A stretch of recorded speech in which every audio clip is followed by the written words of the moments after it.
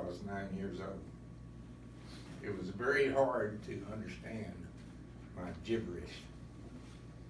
If it had not gotten over, you would not enjoy my talk today. I also had big ears and had a big space in my two front teeth. I also had a serious learning disability. On the learning disability, I developed a listening skill that got me to college and through college. After college, I thought I was going to get a pretty good job. The best job offer that I got was from a bank, and that was at $350 a month. I had made $175 that week selling cookware door to door. So this was pretty discouraging. So after graduation, I just continued selling cookware. I began getting burned out and finally wanted to do something else. My friend Bobby St. Clair, which a lot of you know, was working for General Dynamics, and he liked it real well, so I applied for General Dynamics. After weeks of no success at the employment office, I asked Bobby which department would be best for me to work in. He said the purchasing department was the very best. So I applied, and after weeks and weeks of getting nothing done, I asked him to give me an organizational chart of the purchasing department. At the top of it was a man named Charlie Schuler. I looked up his address, and it was in East Fort Worth. So 7 o'clock one night, I rang his doorbell, and he answered the door. I said, remember, now y'all remember, knocking on doors and selling was my territory. I said, Mr. Schuler, I know this is unusual. You've probably never been approached like this before. I have a friend that's worked for over 10 years, and from the research we've done, purchasing is the best place for me. I've never been able to get through the purchasing department, so I decided the best way to do this is for me to come to your house and to tell you how much I wanted the job.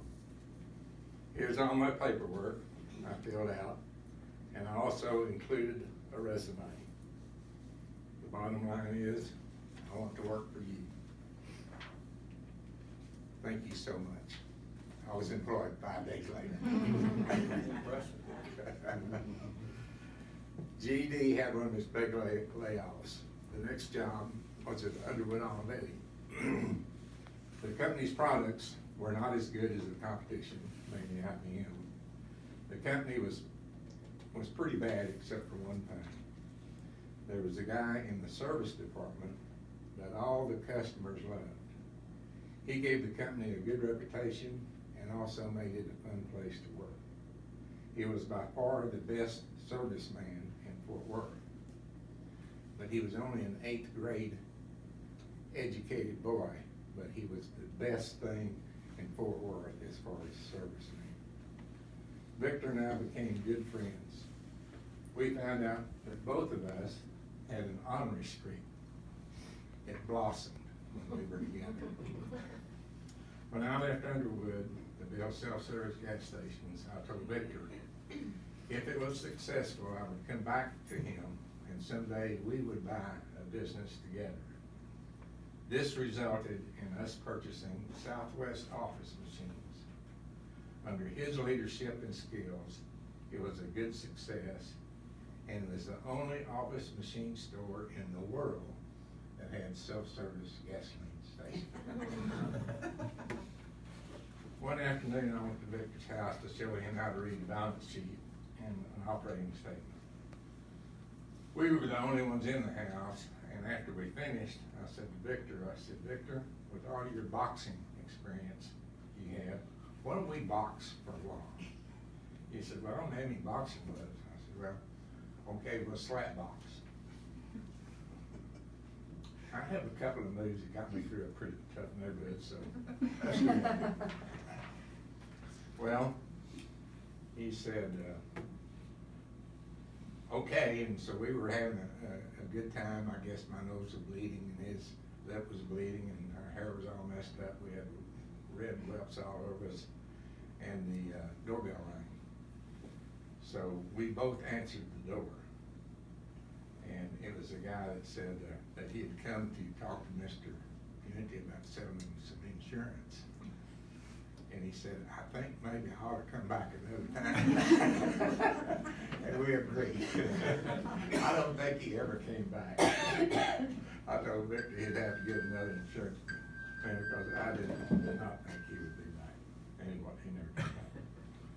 Victor and I owned Southwest Office Machines for 25 years and sold the business to Buddy and Victor Punity, which were Victor's sons. They have made it a wonderful success. It's still a big success today. The next special relationship I want to tell you about is an extraordinary commitment between two friends at age 20. Bill St. Clair and I were very good friends in high school. He wanted to be a doctor and went to UT in Austin. I went to see Bill during his third year at UT. I got there early and his roommates were there. They said they were very worried about Bill. I said, why? He said, he doesn't even have enough money to eat on regularly. When Bill got there, he told me that he was gonna drop out of college and get a job. He could not go on and pay all the expenses of school. I got the details, and he could get in medical school after just 3 years because he had such excellent grades. We figured out a bare bones business plan for his expenses. It included nothing for partying. I told Bill I still had my savings, and I was adding to my savings every month. So here's the commitment we made to each other. I would fund his medical school cost, and he would do two things. He would pay me back when he became a doctor, and he would loan me money so I could go in business. He did it. He paid me back. He kept his lifestyle frugal and loaned me hundreds of thousands of dollars for me to go in business. The best kind of business deal that I think was between people and people like I had in my life called Don B. Hopes. His word is better than any contract that any law firm could ever draw up. I was going to sell control of our bank in Arlington, Texas. I had negotiated the deal with a group in Waco. I kept telling Don all about the deal. Our bank was one of the best in the United States. It had the highest return on equity and assets of any bank in the United States.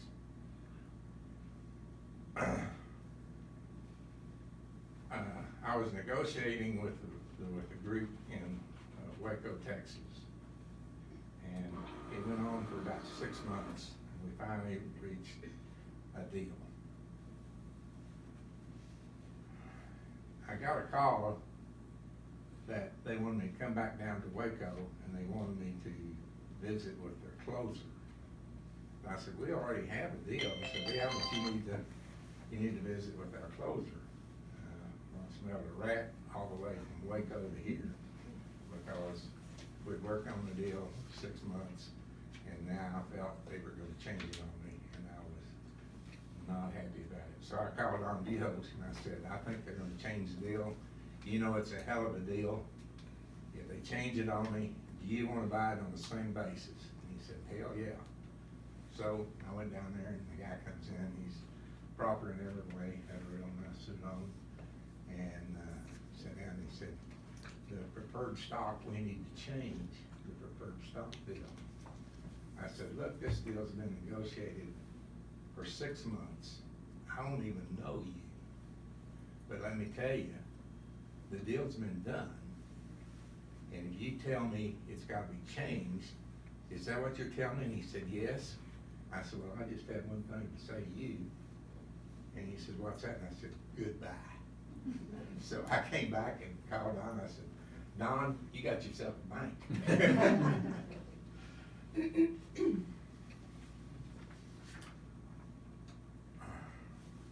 me go back to my first business.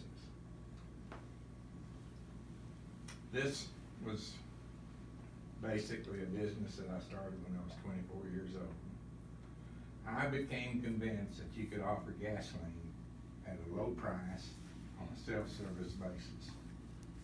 They would wait on themselves and pay cash. The industry thought that would not work. My first station paid out in 2 months. And for many, many years, the average payout was only 6 months. I pioneered the self-service, became the self-service gas in the United States, just on this concept. This success gave me the opportunity to become an investor and finance a lot of small businesses. Deals of all kinds attracted me, particularly real estate, gas oil operations, and many startup businesses. One of the more interesting businesses that I started was a company called Tropical Wonderland in Titusville, Florida. This involved land that I owned, and Johnny Weismuller, Tarson, and some Hollywood backers wanted to build an amusement park built around Tarson's movies. They got it about 80% finished, and the backers folded. Johnny Weismuller came to me and asked if I would take over the park and finish it. Johnny said having the park was the dream of his life. I agreed to take it over and finish the park. Who could turn down Tarzan? My bankers told me that Disney was building Disney's World right down the road and asked me if that worried me. I said, no, they have a fake mouse and I've got the real live Tarzan. It was a fun venture. Amusement park, animals all over the world, a big nightclub, great entertainment, lots of fun people. Johnny was right. He was still a big star and could draw the people from all over Florida. I really kind of started feeling sorry for Disney. But then a big problem happened.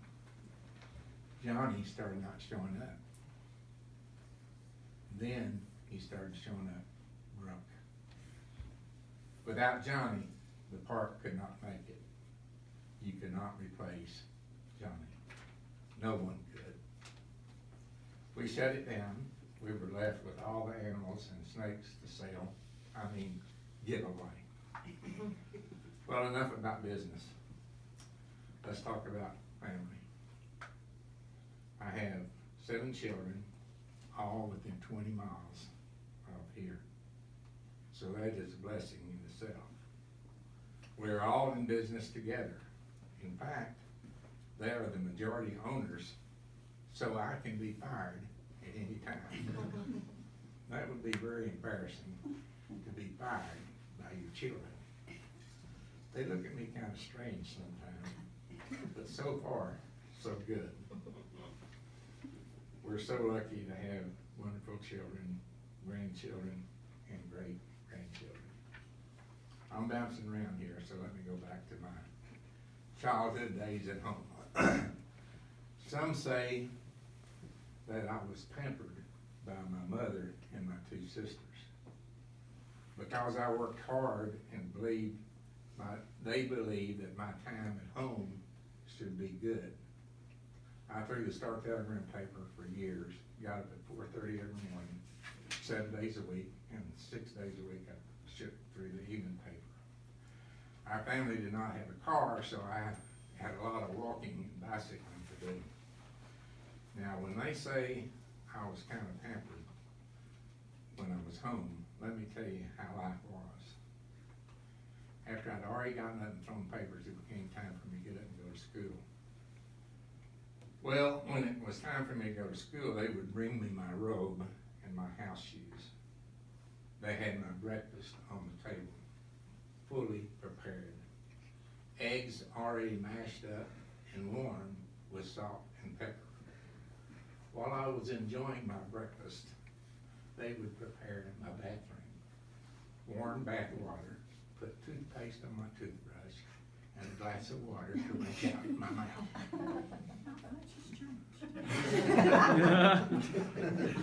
While I was busy doing that, they would lay out my clothes for me. Well, some say they pampered me. Sue says they ruined me and spoiled me rotten. Sue and I have been married for 52 years. People have asked, was it love at first sight? I said no, but I sure did like what I saw. She looked like Marilyn Monroe, only better. But had a Lucille Ball personality. But Sue was stubborn. In fact, her childhood name was Concrete. I would later find out how fitting that name was. But with my sales ability in top form, I made the sale of my life. And she said yes.